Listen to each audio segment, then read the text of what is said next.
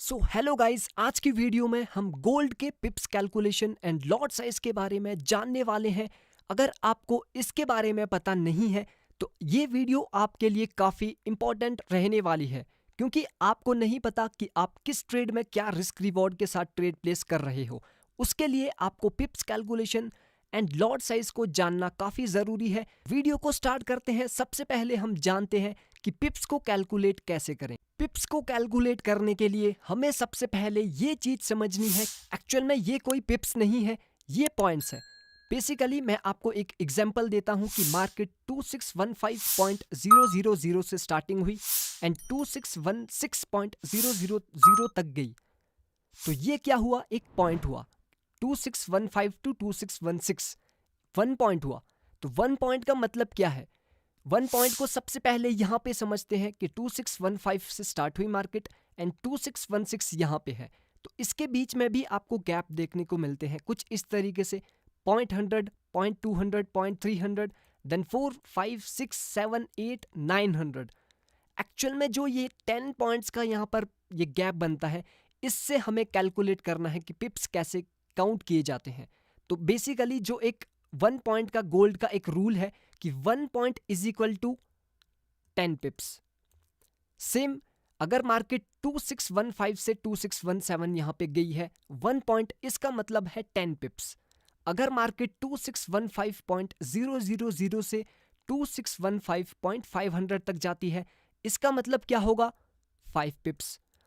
अगर मार्केट सिर्फ 2615.000 से 2615.100 तक जाती है, इसका मतलब होगा 1 पिप्स। ऐसे ही अगर मार्केट 300 तक गई, 3 पिप्स होंगे। 800 तक गई, 8 पिप्स होंगे। 900 तक गई, 9 पिप्स होंगे। अगर 1 पॉइंट कंप्लीट हो गया तो उसका मतलब होगा 10 pips. 1 point is equal to 10 pips. अगर मार्केट 2606 से 2610 तक गई है, इसका मतलब क्या हुआ? 4 पॉइंट्स। यानी 1, 2, 3, 4 पॉइंट्स मार्केट ने कंप्लीट किए। 1 पॉइंट क्या होता है? 10 पिप्स। देन 4 पॉइंट्स क्या होंगे? 40 पिप्स। तो ये है पिप्स कैलकुलेशन जो कि गोल्ड का है। अब हम बात करते हैं लॉट साइज के बारे में, किस हिसाब से हम लॉट साइज को जान सकते हैं। ये है लॉट साइज का चार्ट जो कि मैंने ड्रॉ करके रखा है। माइक्रो लॉट यानी 0.01 लॉट, मैक्रो लॉट उसे बोलते हैं जो कि 0.1 लॉट होता है, एंड जो एक्चुअल में 1 लॉट है उसे हम स्टैंडर्ड लॉट बोलते हैं। तो अगर आप 0.01 लॉट के साथ जाते हो तो आपको 10 पिप्स पे $1 का प्रॉफिट होगा। सपोज इट कि 2613 से आपने 0.01 लॉट के साथ पोजीशन बाइंग की है एंड मार्केट 2614 को कंप्लीट कर देती है, यानी 1 पॉइंट को, तो आपको 1 पॉइंट का क्या मिलता है? 10 pips. 10 pips is equal to $1। तो अगर आप बिगनर हो तो अभी आपको इसका यूज करना है, क्योंकि ये बिगनर के लिए है। अब बात करते हैं मैक्रो लॉट यानी 0.1 लॉट के साथ। अगर आप ट्रेड करते हो एंड आप 1 पॉइंट का मूव कैप्चर करते हो 2613 से 2614 तक, यानी 1 पॉइंट होता है 10 पिप्स, तो आपको 10 पिप्स पे होगा $10 का प्रॉफिट।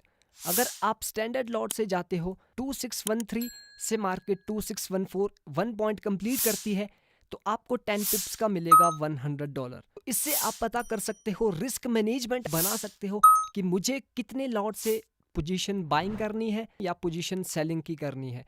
मैक्रो लॉट से जाना है, माइक्रो लॉट से जाना है या स्टैंडर्ड लॉट से। ये थी पिप्स calculation and lot size gold के। अगर आपको BTC के एंड फॉरेक्स के भी जानने हैं तो कमेंट सेक्शन पे आप डेफिनेटली बता सकते हो। आज की वीडियो यहाँ पे ही क्लोज करते हैं। Take care and good bye.